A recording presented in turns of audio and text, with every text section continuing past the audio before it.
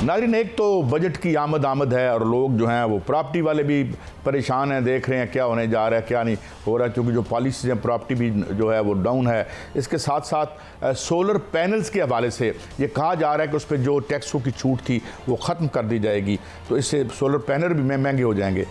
इसकी वजूहत पे तो हम कई दफ़ा बात कर चुके हैं, मगर हम मज़ीद बात इस पर करेंगे क्योंकि बिजली का बिल घरों के किरायों से भी बढ़ चुका है और ये गर्मियाँ जा रही हैं और बिल बिला आ रहे हैं लोग, जो बिजली के बिल आ रहे हैं। मियाँ साहब, पहले तो आप मुझे ये स्टोरी बताएं कि सोलर पैनल्स को महंगा लोग लगा रहे हैं, हम उसकी जो है हौसला शिकनी कर रहे हैं क्योंकि हमने जेबें भरनी है। किसकी? उनकी कौन है?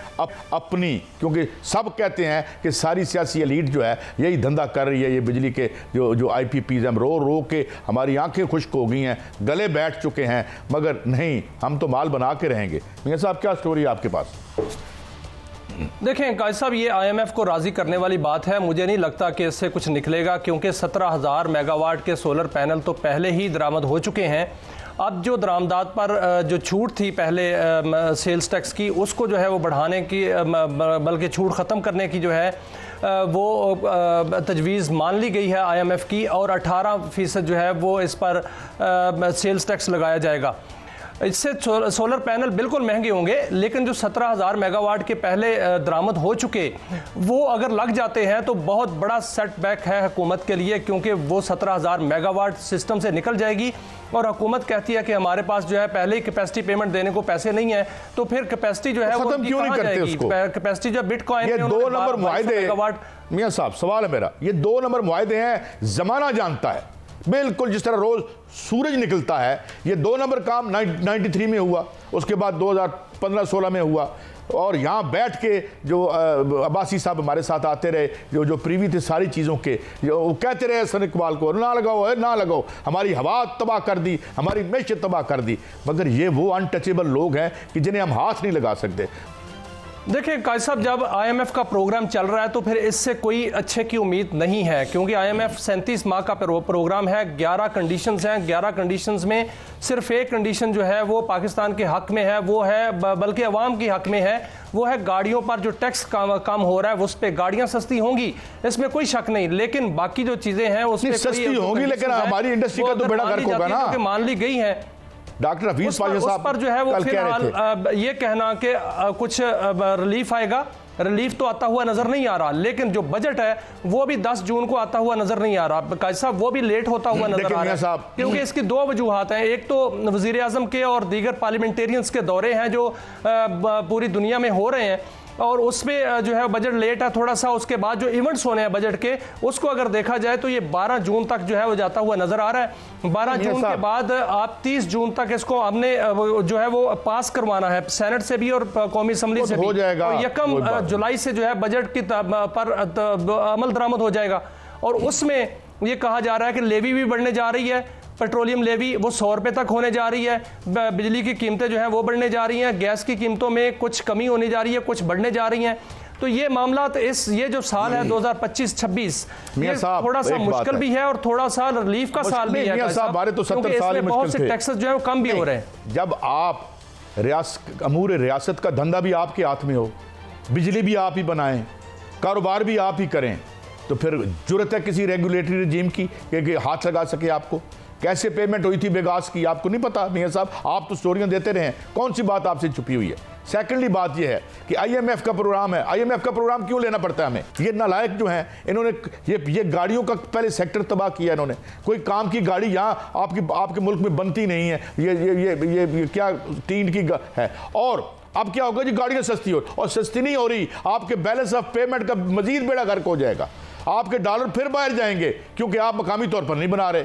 और पहले हम साहब, ये डॉलर की आपने बात की है, इसमें खुशखबरी है, एक जरूर खुशखबरी है, और अच्छी खबर यह है कि डॉलर की कीमत कम होने जा रही है, क्योंकि इंटरनेशनल लेवल पर जो है वो डॉलर जो है वो बिल्कुल डाउनफॉल उसका शुरू हो चुका है, क्योंकि जो चीन है वो भी डॉलर में तिजारत नहीं करना चाहता। चीन ने पाकिस्तान को 3.7 अरब डॉलर के बराबर चीनी करेंसी में जो है कर्ज देने का जो है वो प्रोग्राम बनाया है, और साथ साथ जो यूरोपीय यूनियन है पूरा यूरोप वो डॉलर करेंसी से निकलने जा रहा है। जब डॉलर करेंसी से पूरा यूरोप निकल जाएगा, कनाडा जो है वो भी डॉलर को नहीं मान रहा, दीगर ममालिक जो है जिसमें चीन है, डॉलर रूस के साथ भी अमेरिका अमेरिका की ठने जा रही है तो वहां डॉलर जो है वो बिल्कुल निचली सतह पे आ जाएगा।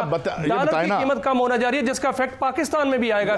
तो हम देख लेंगे। जो सम्राट है, मैं सम्राट कहता हूं इसको, वो पाकिस्तान पर जो है जरूर क्यों खरीदे हैं स्टेट बैंक ने 600 अरब के डॉलर खरीद के, तो उसकी कीमत को स्टेबल कर दिया ना हमने, और फिर साथ 10.3 ट्रिलियन रुपीस प्रिंट किए। हालत ये है, और वो भी बजट से चंद माह पहले।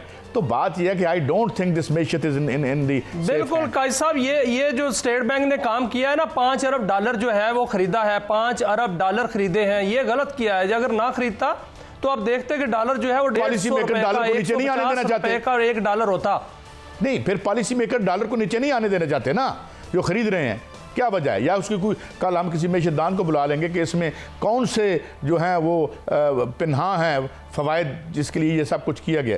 तो मियां साहब, आई थिंक जहाँ हमें हमारी फ़िज़ाइया ने और हमारे जवानों ने मेड अस प्राउड, और हमें जिस महाज पे अगर शिकस्त हो रही है तो वो ये कि जो ये तर्ज, जो कारोबार रियासत है, जो मीशत है, I don't think it is in, I am sorry to say that. लेकिन सर एक खुशखबरी और है कि 5 से 8% पर जो है वो इंटरेस्ट रेट होने जा रहा है। आपको पता होगा 23% पे था, बैंकों के लिए खुशखबरी है। होता 5 से 8% पे जो है वो 5% पर जो है वो होने जा रहा है इंटरेस्ट रेट। अगर ये आ जाता है तो महंगाई की शरह जो पहले ज्यादा थी वो भी कम हो जाएगी, और लोग जो है वो इन्हिसार करना शुरू कर देंगे, सरमायाकारी पर सरमायाकारी होना शुरू हो जाएगी। मियां साहब, पहले तो आप मुझे ये स्टोरी बताएं कि सोलर पैनल्स को महंगा लोग लगा रहे हैं, हम उसकी जो है हौसला शिकनी कर रहे हैं क्योंकि हमने जेबें भरनी है। किसकी? उनकी कौन है? अपनी। क्योंकि सब कहते हैं कि सारी सियासी एलीट जो है यही धंधा कर रही है। ये बिजली के जो IPPs हम रो के हमारी आंखें खुश्क हो गई हैं,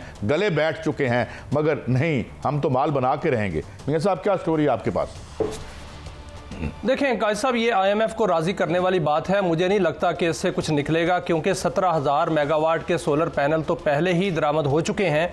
अब जो दरामदात पर जो छूट थी पहले सेल्स टैक्स की, उसको जो है वो बढ़ाने की, बल्कि छूट ख़त्म करने की जो है वो तजवीज़ मान ली गई है IMF की, और 18% जो है वो इस पर सेल्स टैक्स लगाया जाएगा।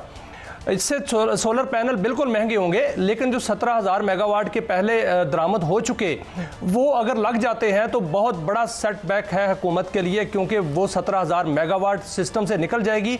और हुकूमत कहती है कि हमारे पास जो है पहले ही कैपेसिटी पेमेंट देने को पैसे नहीं है, तो फिर कैपेसिटी जो है वो खत्म क्यों नहीं करते उसको? कैपेसिटी जो बिटकॉइन, ये 2 नंबर मुआहदे, मियां साहब सवाल है मेरा, ये 2 नंबर मुआहदे हैं, जमाना जानता है बिल्कुल। जिस तरह रोज सूरज निकलता है, ये 2 नंबर काम 93 में हुआ, उसके बाद 2015-16 में हुआ, और यहाँ बैठ के जो अब्बासी साहब हमारे साथ आते रहे, जो प्रीवी थे सारी चीज़ों के, जो वो कहते रहे हसन इकबाल को ना लगाओ है, ना लगाओ, हमारी हवा तबाह कर दी, हमारी मैशत तबाह कर दी। मगर ये वो अनटचेबल लोग हैं कि जिन्हें हम हाथ नहीं लगा सकते।